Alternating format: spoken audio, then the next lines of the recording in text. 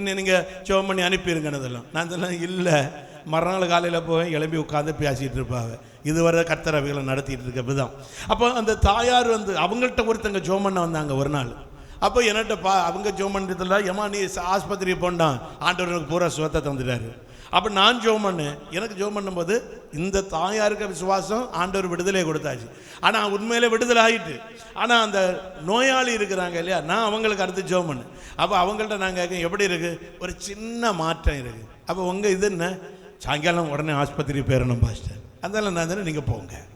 அப்போ நல்லா புரிஞ்சுக்கிடுங்க, அவங்களுக்கு நம்பிக்கை எங்கே இருக்குது. இந்த தாயாருக்கு நம்பிக்கை என்னன்னா, மருந்தையோ மருத்துவரை அவைய நம்பல, என்னை அழைத்தவர் என்னை குணமாக்குவார். சத்தமாக சொல்லுங்களேன் ஹல்லேலூயா. ஆனால் அந்த நபருக்கு நம்பிக்கை என்ன, அவங்களுக்கு நம்பிக்கை ஜெபம் பண்ணுவோம், பேயாக இருந்தால் ஓடிடும், அடுத்தது என்னாலும் ஒரு இன்ஜெக்ஷன் படத்தில் குணம் ஆகிடும். அப்போ இந்த ரெண்டு கணம் விசுவாசம் உள்ள எந்த ஜபமும் பிணியாளியை ரட்சிக்கும். சத்தமாக சொல்லுங்களேன் ஹல்லேலூயா. அப்போ இது நமக்கு வாழ்க்கையில் நன்றாக புரிந்து கொள்ளணும். விசுவாசம் இப்போ யார் நமக்கு நம்பிக்கை எதுக்கு மேலே இருக்கு. பாஸ்டர் இந்த இடத்துல வீடே கட்ட முடியாதுன்னு சொல்லிட்டாரு. யாரு, ஆசாரியார்.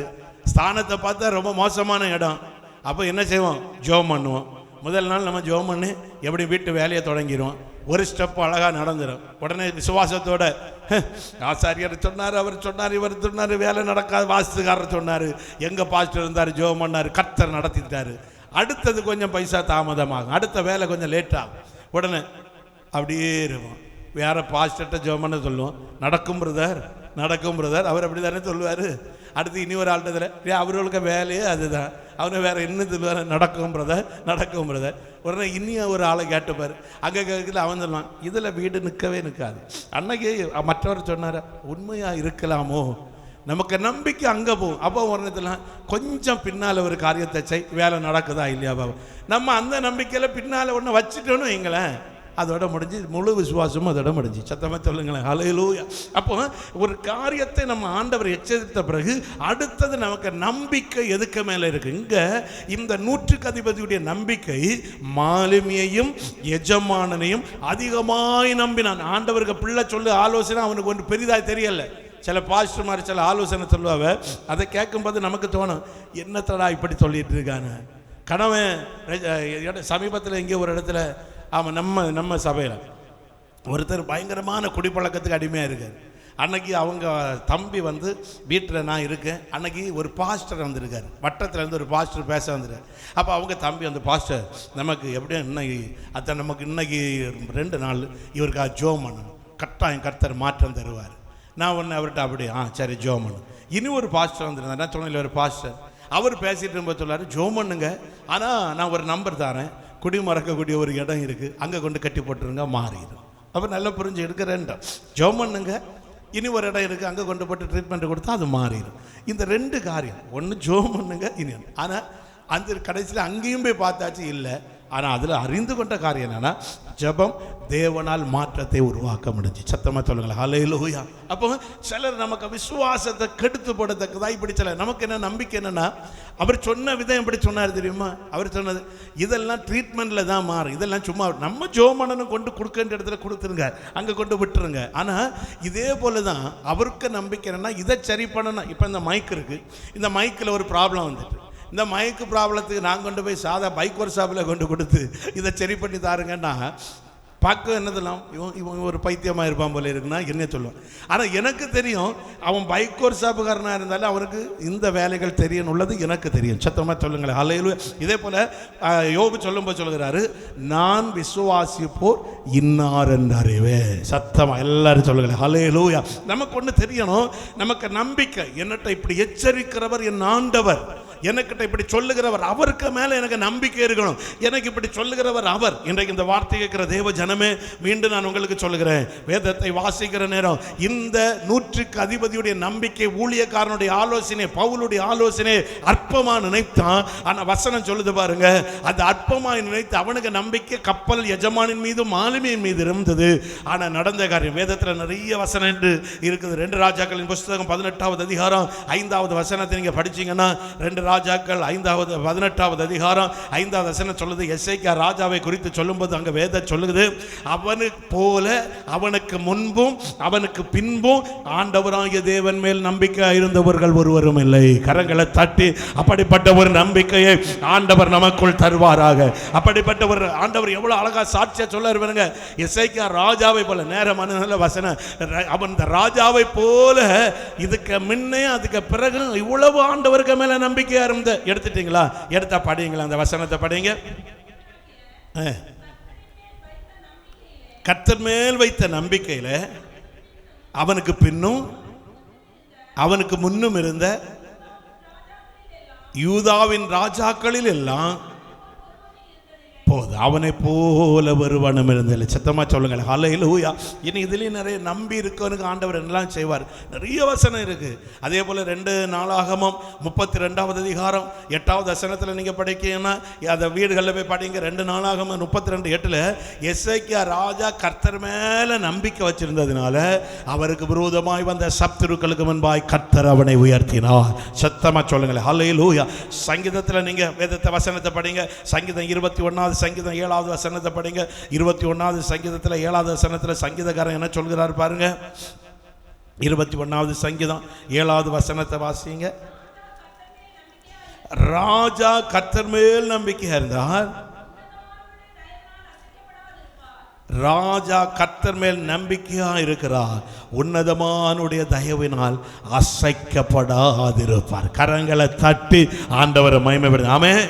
நமக்கு நம்பிக்கை இந்த உலகத்துக்கு மேல இருக்கும்னா அசைக்கப்பட்டுரும். நம்மளை அசைக்கிறதுக்கு ஒரு பெரும் காற்று வந்துக்கிட்டே தான் இருக்கும்.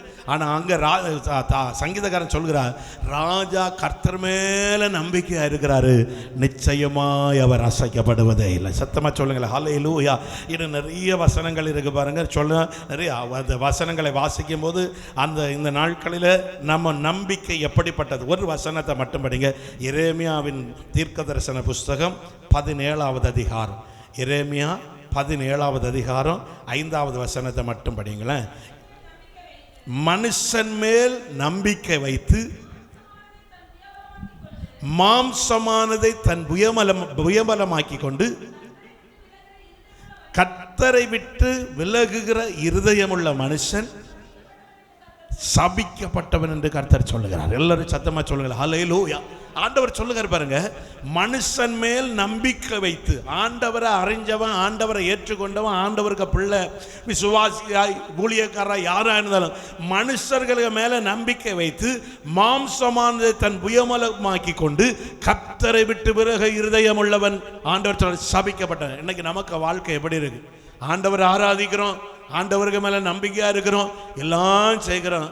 ஆனால் நமக்கு வாழ்க்கையில் வந்து புரிஞ்சுக்கிடுங்க, நிறைய நேரங்களில் நம்ம நினைக்கிற காரியம், நிறைய சூழ்நிலை வரும்போது அந்த மாம்சமான மனுஷர்கள் கொடுக்குற ஆலோசனைக்கு மேலே நம்ம நம்பிக்கை வைக்கிறோம். சத்தமாக சொல்கிற ஹல்லேலூயா. என்கிட்ட ஒருத்தர் கடந்த நாட்களில் இங்கே வந்தார். நிறைய பணம் வட்டிக்கு கொடுத்துருக்காரு, லட்சக்கணக்கில் அவர்கிட்ட பணம் இருக்குது. இங்கே திடீர்னு வந்தார், என்ன கூட பேசிகிட்டு இருந்தார். அந்த நேரம் நான் அந்த வீட்டில் இருக்க புறா எல்லாம் திறந்து விட்டுருந்தேன். நாங்கள் 2 பேரும் உட்காந்து பேசிகிட்டு இருக்கோம். அந்த புறா பறந்து எனக்கு மேலே மேலே வந்து விழுது. உடனே அவர் அப்படி பார்த்துட்டு, இது என்ன பாஸ்டர் அப்படி சொல்லிட்டு, பாஸ்டர் புறா இருந்தால் வீடு வழங்காத. அடுத்த வருடத்தில் புறா இருந்தால் வீடு வழங்காத. நான் உன்னை அப்படியா அப்படி அவர் சொன்ன உடனே இப்போ நான் அப்படி சொல்ல முடியுமா? இது அழுது அழுது அழுது உங்களுக்கு டெய்லி நஷ்டமாக தானே இருக்கும், டெய்லி தரித்திரம் தானே. அப்படி நான் தானே ஆண்டவர் வேலை இது வந்த பிறகு நிறைய தந்திருக்காரு ஆண்டவர். சத்தமாக சொல்லுங்களேன் ஹல்லேலூயா. அவரை கொஞ்ச நேரத்தில் நான் சரிப்படுத்தியே விட்டுறேன்.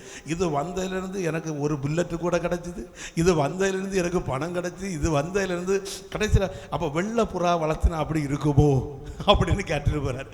அப்போ எதுக்கு நான் சொல்லுவேன், இப்போ நான் இதை கொஞ்ச நேரம் கேட்டேன். அடுத்து லவ் பேர்ட்ஸை பார்த்துட்டு இருந்தாரு. இது இருந்தாலும் பெரிய கஷ்டம், எப்படி நீங்கள் இதெல்லாம் வச்சு வாழுது.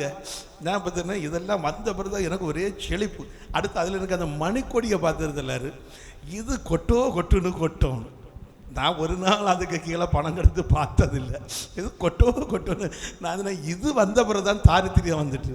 ஏன் இது வளர்ந்து அந்த வேப்ப வளராமல் ஆக்கி விட்டுட்டுது. அப்போ மனுஷனுக்கு எண்ணங்கள் காரியம். அப்போ ஆண்டவர் சொல்லுவார் பாருங்க, மாம்சமானது இந்த மனுஷன் மேல் நம்பிக்கை வைத்து. இப்போ நான் உண்மையிலே கொஞ்ச நேரம் நான் பைபிளுக்கு மேலே ஆண்டவருக்கு மேலே நம்பிக்கை இல்லைன்னா நான் உடனே என்ன செய்வேன், காலையில் அவ்வளோ புறாயம் பிடிச்சி திறந்து விட்டு போடுவேன்.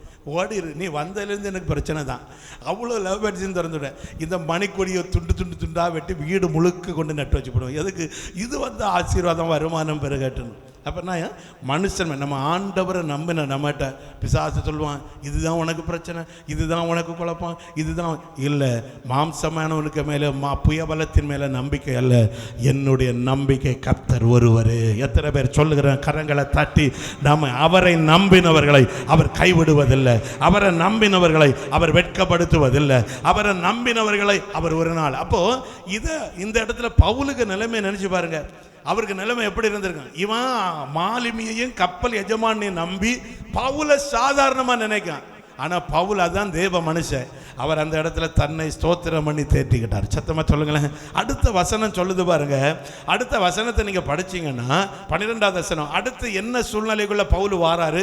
அழைக்கப்பட்ட தேவனுடைய பிள்ளைகள் நம்ம சில இடத்துல அல்ல திட்டப்படுவோம், நம்ம சில இடத்துல நிந்திக்கப்படுகிறோம். ஆனால் அங்கு அடுத்து என்ன நடக்குது பாருங்க. அந்த துறைமுகம் மழை காலத்திலே தங்குவதற்கு வசதியாக இராதபடியினால் அவ்விடத்தை விட்டு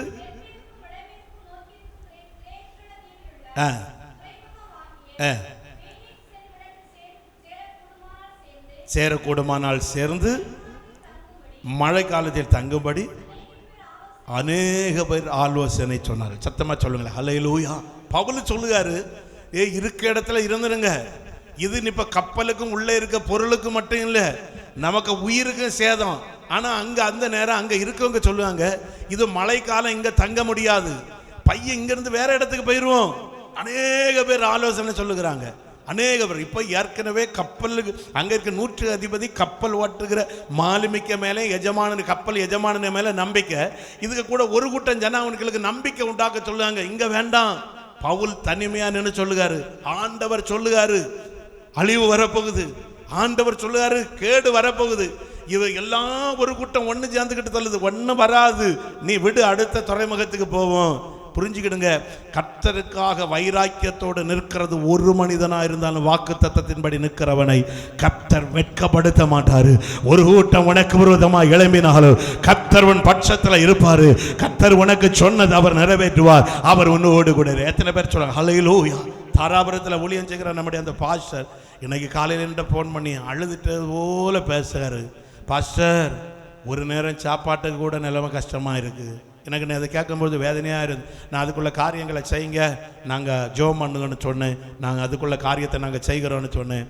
வேதனையோடு சொன்னார், பாஸ்டர் மாமியார் வீட்டுக்காரங்க வந்தாங்க, டெய்லி பாம்புன்னு அப்படிப்பட்ட இடம்.